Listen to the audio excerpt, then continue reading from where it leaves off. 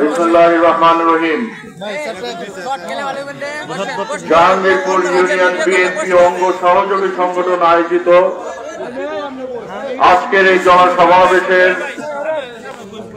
সম্মানিত জাহাঙ্গীরপুরবাসী,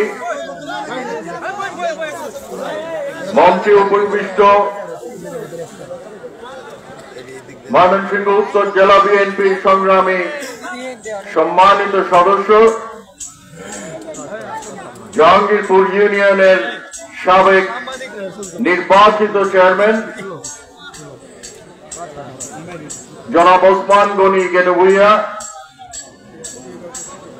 উপস্থিত ময়মনসিংহ উত্তর জেলা বিএনপির অন্যান্য সদস্যবৃন্দ, অত্র ইউনিয়নের নেতৃবৃন্দ, অঙ্গ সহযোগী সংগঠনের ভাইয়েরা, আসসালামু আলাইকুম। আমি প্রথমেই শ্রদ্ধা জানাই এবং এই জাহাঙ্গীরপুর ইউনিয়ন যার জন্য পূর্ণভূমি হয়েছে হযরত জাহাঙ্গীর শাহ রহমতুল্লাহ আলাইহির রূহের মাগফিরাত কামনা করে আমি আমার বক্তব্য শুরু করছি। আমি শ্রদ্ধা করে স্মরণ করি স্বাধীনতার ঘোষক, বহুদলীয় গণতন্ত্রের প্রবক্তা শহীদ রাষ্ট্রপতি জিয়াউর রহমান সাহেবকে। আমি স্মরণ করি আপনাদের ভোটে নির্বাচিত সাবেক সংসদ সদস্য, ময়মনসিংহ উত্তর জেলা বিএনপির সংগ্রামী সাবেক আহ্বায়ক এবং নির্বাচিত সাবেক সভাপতি আমার আব্বা মরহুম আলহাজ শাহজাহান চৌধুরী সাহেবকে।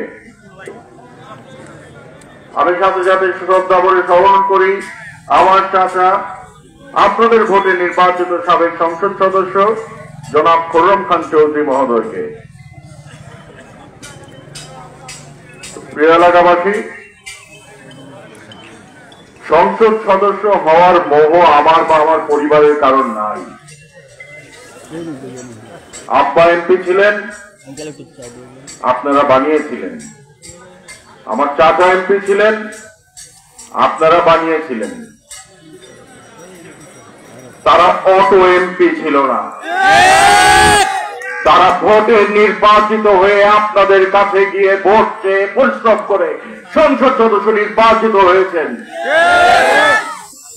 তারা শুধু কেসুনের আইসুন করছেন না, আপনাদের কাছে যে আস্থা অর্জন করে ভালোবাসা পেয়ে পরিশ্রম করে উন্নয়ন করে বিএনপি থেকে সংসদ সদস্য নির্বাচিত হয়েছিলেন আমার আব্বা। জাহাঙ্গীরপুরের ব্যাপক উন্নয়ন তিনি করেছিলেন, কিন্তু পরবর্তীতে দেখা যায় বিএনপি যখন সরকার গঠন করতে দেওয়া হয় নাই, তখন অনেকে এমপি হয়েছিলেন। তারা নিজেদেরকে এমপি দাবি করলেও পরবর্তীতে স্বীকার করেছিলেন যে তারা নিজেরা অটো এমপি হয়েছেন। আজকে দেখুন সেই দল কোথায়, লুটপাট করে, ধ্বংস করে। আপনারা নিশ্চয়ই পত্রপত্রিকায় খবরে দেখেছেন বাংলাদেশের বহু ব্যাংক আজকে দেউলিয়া। ব্যাংকে গেলে টাকা উত্তোলন করা যায় না। এর কারণ এই খুনি হাসিনা এবং তার দোসররা, তার তথাকথিত এমপি মন্ত্রীরা, তার দলের লোকজন, তার যুবলীগ, ছাত্রলীগ সকলে মিলে লুটপাট করে বিদেশে টাকা পাচার করে দিয়েছে। তারা এই বাংলাদেশে এসেছিল লুটপাট করতে, তারা বাংলাদেশ ধ্বংস করতে এসেছিল। জনগণ তাদেরকে ক্ষমতার থেকে উৎখাত করেছে এবং শেখ হাসিনা পালিয়ে যেতে বাধ্য হয়েছে।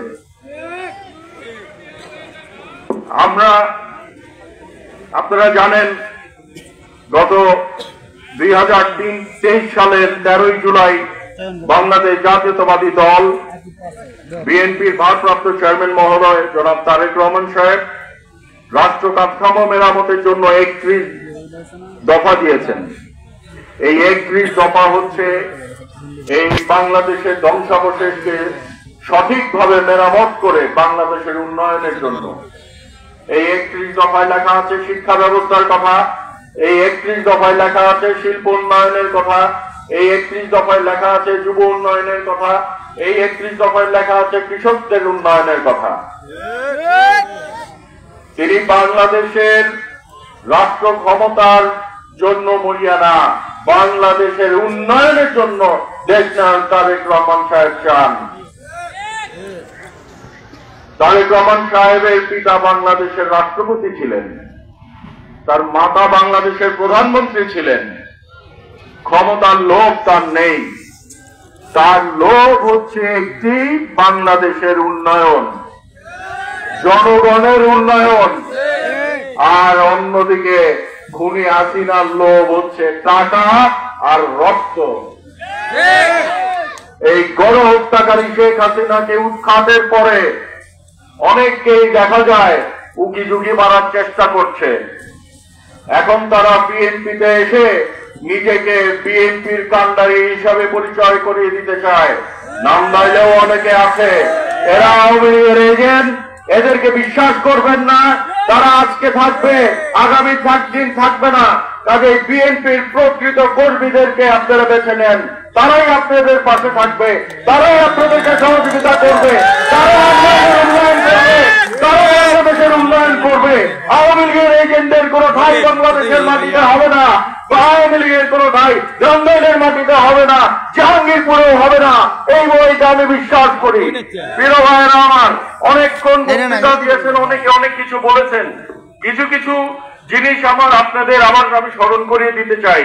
আপনারা তো অবহিত আছেন শাপলা চত্বরে খুনি হাসিনা কিভাবে আলেমদেরকে হত্যা করেছে, বিচারের নামে প্রহসন করে আলেমদেরকে ফাঁসি দিয়েছে। বিএনপি, যুবদল, ছাত্রদল, কৃষক দল, অঙ্গ সহযোগী সংগঠন, শ্রমিক দলের নেতা কর্মীদেরকে জেল জুলুম অত্যাচার করেছে। এখানে অনেক ভাইয়েরা আমাদের আছে যাদেরকে কারাভোগ করতে হয়েছে। বিনা ওয়ারেন্টে মিথ্যা মামলায় তাদেরকে জেল জুলুম অত্যাচার করতে হয়েছে, অত্যাচার করেছে। এই অত্যাচারিত সরকারের পরিণতি যা হয়েছে, আবার যদি কোনো কেউ আসে এরকম অত্যাচার করে, তাহলে তাদের পরিণতি একই হবে। কাজে আমরা যারা বিএনপি করি, আমরা চাই জনগণের পাশে থেকে জনগণের সেবক হতে। আমরা জনগণের সেবা করে আমরা প্রত্যেকটি ইউনিয়ন, প্রত্যেকটি ওয়ার্ড, প্রত্যেকটি উপজেলা, পৌরসভা সারা বাংলাদেশের উন্নয়ন করতে চায় জনাব তারেক রহমান মহোদয়। কাজেই আপনারা বিএনপির পতাকা তলে সবাই ঐক্যবদ্ধ থাকবেন। আপনারা এই জালেম সরকারকে যেভাবে বিদায় করেছেন, আপনারা যেভাবে জালেম সরকারের বিরুদ্ধে আন্দোলন করে শেখ হাসিনা এবং শেখ পরিবারকে বাংলাদেশ থেকে চিরদিনের জন্য রাজনীতির থেকে বিদায় করেছেন, সেভাবে আওয়ামী লীগের কেউ যদি এখন এসে আবার সাফাই গাইতে চায়, কেউ বিএনপির নাম ধরে আওয়ামী লীগের সাফাই গাইতে চায়, তাদেরকেও জানিয়ে দিবেন যে আপনারা আওয়ামী লীগের এজেন্ট, আপনাদেরকে আমরা চিনি, আপনাদেরকে প্রয়োজন নাই, আমরা প্রকৃত বিএনপিকে বেছে নিব। এখানে অনেক ছাত্র নেতারা আছে যাদেরকে অত্যাচার করা হয়েছে, জেল জুলুম করা হয়েছে, কারান্তর করা হওয়ার পরে তাদেরকে যখন রিমান্ডে নেয়, অনেকে হয়তো আপনারা জানেন না, তাদেরকে এইভাবে প্রশ্ন করা হয়েছে যে তোরা ইয়াসের খানের দল করস, তোরা ইয়াসের খানকে বল তোদেরকে এসে বাঁচানোর জন্য। আমি বলেছিলাম যে ইয়াসের খান যতদিন বেঁচে থাকবে তাদের পাশে থাকবে।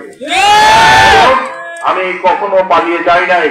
আন্দোলন সংগ্রামের সময় আমি আপনাদের পাশে ছিলাম, আমি আন্দোলনের 18 আন্দোলনের সময় ছিলাম, আমি 24 আন্দোলনের সময় ছিলাম, আমি ছাত্র জনতা আন্দোলনের সময় আপনাদের পাশে ছিলাম, নেতা কর্মীর পাশে ছিলাম, এলাকাবাসীর পাশে ছিলাম, এবং আমি আজীবন যতদিন বেঁচে থাকবো আমার বাবা শাহজাহান চৌধুরী সাহেব যেভাবে আপনাদের পাশে ছিল, আমি যেভাবে আপনাদের পাশে থেকে আপনাদের সহযোগিতা করতে চাই। সেই জন্য আমি আপনাদের দোয়া চাই, আমি চাই আপনাদের সহযোগিতা। প্রিয় ভাইরা, অনেক দীর্ঘক্ষণ অনেক কিছু বললাম, পিছন থেকে বলছেন আরো বক্তব্য দীর্ঘায়িত করার জন্য, কিন্তু অনেকে কুয়াশার মধ্যে ঠান্ডায় কষ্ট পাচ্ছেন। আমি চাই না আপনাদেরকে কষ্ট দিতে। আজকে আমি সকলকে ধন্যবাদ দিতে চাই। আপনারা দীর্ঘক্ষণ আজকে আপনারা অপেক্ষা করেছেন। অঙ্গ সংগঠন, বাংলাদেশ জাতীয়তাবাদী দল এবং অঙ্গ সংগঠনের সকল নেতৃবৃন্দ প্রতিটি ওয়ার্ড থেকে মিছিল সহকারে এসে আপনারা আপনাদের যে অবস্থান জানান দিয়েছেন তার জন্য ধন্যবাদ দিতে চাই। জাহাঙ্গীরপুরবাসীকে ধন্যবাদ দিয়ে আমি আমার বক্তব্য শেষ করতে চাই। আপনাদের সকলকে ধন্যবাদ, আপনাদের সকলের কাছে দোয়া চাই। আসসালামু আলাইকুম।